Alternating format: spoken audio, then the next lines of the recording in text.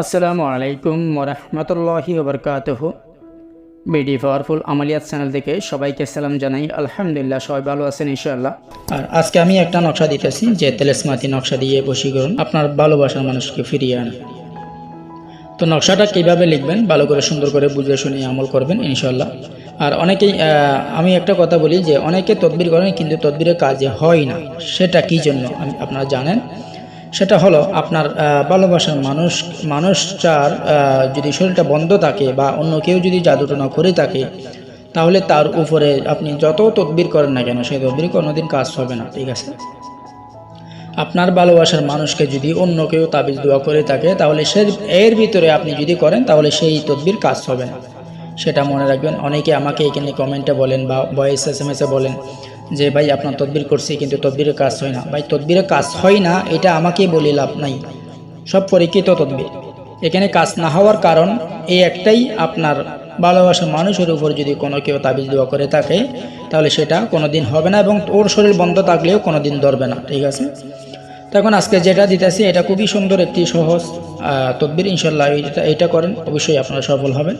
তো ভিডিওটা শুরু থেকে শেষ পর্যন্ত দেখবেন, কিভাবে বলি ভালো করে বুঝে শুনে এরপর আমলটি করবেন। আপনি যাকে ভালোবাসেন বা যার জন্য তদবিরটা করবেন তার দুইটা চুল লাগবে, দুইটা চুল, মাথার দুইটা চুল লাগবে। সেই দুইটা চুল নিয়ে আপনি কি করবেন, ফার্স্টে আপনাকে এই তদবিরটা করার জন্য আপনাকে রেজালুল গাইবের সালাম দিতে হবে। এই তদবিরটা লেখার টাইম শনি বা মঙ্গলবার সকাল সূর্য ওঠার পর আপনি পশ্চিম দিক করে রেজালুল গাইবকে সালাম দিয়ে এরপর আপনি তদবিরটা লিখবেন, নকশাটা লিখবেন। নকশাটি লেখার জন্য আপনাদেরকে জাফরান কালি লাগবে। জাফরান কালি নিয়ে আপনি দুইটা নকশা সুন্দর করে এঁকে ফেলবেন। যারা আতশি চাল জানেন অবশ্যই তারা আতশি চাল দিয়ে নকশাটা লিখবেন। যদি আতশি চাল না জানেন বা নকশা লিখার চাল, তাহলে আপনারা এমনিতে লিখতে পারেন, কিন্তু আতশি চাল দিয়ে লিখলে খুবই উপকৃত হবে। তো আপনি যখন নকশা দুইটা অঙ্কন করবেন, ফার্স্টে দুইটা নকশা অঙ্কন করবেন সাদা কাগজে।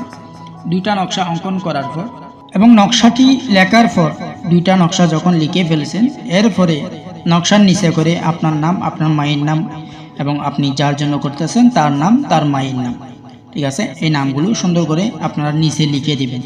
এরপর আপনি সুন্দর করে যে চুলটি নিয়েছেন, দুইটা চুল নিয়েছেন, সেই দুইটা চুল আপনি দুইটা নকশার মাঝখানে রেখে সুন্দর করে তাবিজের মতো করে আলাদা আলাদা করে ফেঁচাবেন।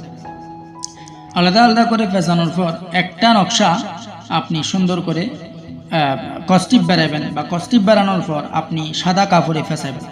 সাদা কাপড়ে ফেঁচিয়ে আপনার স্টোর রুমে বা আপনার জঙ্গলে বা যে কোনো একটি নিরাপদ জায়গাতে আপনি বাড়ি একটা জিনিসের নিচে দাবা দিবেন, অর্থাৎ ইটের নিচেও রাখতে পারেন বা আপনার ঘরের কোনায় রাখতে পারেন, কেউ যেন না দেখে বা না ধরে সেরকম ব্যবস্থা করে রাখবেন। এরপরে বাকি আর কি যে নকশাটা থাকবে সেটা আপনি তাবিজের কোলে ভরে আপনার ডান হাতের বাজুতে বাঁধবেন। ইনশাল্লাহ এই তদবিরটি করলে খুব দ্রুত আপনারা কামিয়াবি হবেন। এটা কিন্তু 7 দিনের তদবির। এই 7 দিনের তদবিরটি আপনি তদবির করবেন একদিন, আপনি 7 দিনের মধ্যে আপনার ফলাফল পেয়ে যাবেন। এখন অনেকেই বলবে ভাই আমরা তো 7 দিনের তদবির করার পরেও কামিয়াবি হয় না। আপনারা ভালো করে চেক করবেন ওনার শরীর কি বন্ধ আছে কিনা। সেটা আপনি বুঝতে না পারলে আমার চ্যানেল যেটা আছে ওইটাতে আমার চ্যানেলে দেওয়া আছে কি জাদুটনা করা আছে কিনা সেরকম তদবির বা হাজিরা দেখার আমল দেওয়া আছে, বা আপনারা সেগুলো দেখে ইনশাল্লাহ বুঝতে পারবেন। তো ইনশাল্লাহ এভাবে করে আপনারা আমল করে যান বা তদবিরটা করে যান, অবশ্যই সফল হবেন। আরও ভিডিও নতুন নতুন পাওয়ার জন্য চ্যানেলটি সাবস্ক্রাইব করে রাখবেন ইনশাল্লাহ। আর শুরু থেকে শেষ পর্যন্ত ভিডিওটা দেখবেন আর সম্পূর্ণ সব কথা ভালো করে বুঝে শুনেই এরপর তদবিরটা করবেন ইনশাল্লাহ। অবশ্যই তদবিরে আপনার কাজ হবে। আজকে তদবিরটা বশীকরণের তদবির। ইনশাল্লাহ যে নকশাটা নিয়মটা বলবো সেই নিয়ম অনুযায়ী আপনার তদবিরটা করবেন ইনশাল্লাহ। আর যদি আমার চ্যানেলটা এখনও সাবস্ক্রাইব করে না থাকেন অবশ্যই সাবস্ক্রাইব করে দিবেন, পাশে থাকা বেল নোটিফিকেশনটা বাজিয়ে দিবেন যা নতুন নতুন ভিডিও দিলে আপনাদের মাঝে চলে যায়। আর তো চলুন কথা না বাড়িয়ে ইনশাল্লাহ আজকে যে তদবিরটা আনছি এই তদবিরের যে নকশাটা আপনারা দেখতে পারতেছেন সেই নকশাটা কিভাবে লিখবে। এখন নকশাটা লেখার জন্য আপনাদেরকে বেশি কিছু প্রয়োজন নেই, শুধু কালো কালির কলম দিয়ে বা মার্কার কলম দিয়ে, যে কোনো কলম দিয়ে, লাল কালির কলম দিয়ে, যে কোনো কলম দিয়ে লিখতে পারেন। আমি বলবো এই নকশাটা লেখার জন্য আপনারা কালো কালির কলম ব্যবহার করেন। তো আপনারা এই তদবিরটা লেখার জন্য আপনাদেরকে কি করতে হবে, ঠিক রাত 12টার পর আপনারা নকশাটা লিখবেন। ঠিক রাত 12টার পর, যে কোনো দিন ঠিক রাত 12টার পর আপনারা নকশাটা লিখবেন। তো যখন আপনি ফাঁকসাফ হয়ে বসে সুন্দর করে জায়নামাজের উপরে বসে আপনি নকশাটা লিখবেন, তখন পশ্চিম দিক হয়ে বসে লিখবেন। তো আপনার শরীরে সুগন্ধি থাকবে, 2টা আগরবাতি জ্বালাবেন বা 3টা আগরবাতি জ্বালাবেন, বাস এখানে আর কিছু করতে হবে না। এখন আপনি একটা পিওর সাদা কাগজ নেবেন, সে সাদা কাগজের মধ্যে আপনি কমপ্লিটলি এখানে যেভাবে গড় দেওয়া আছে সেভাবে গড় দিয়ে দিবেন। এবং কি করবেন, গড় দেওয়ার পর ফার্স্টে আপনাকে কি করতে হবে, উপরে 786 লিখে দিবেন।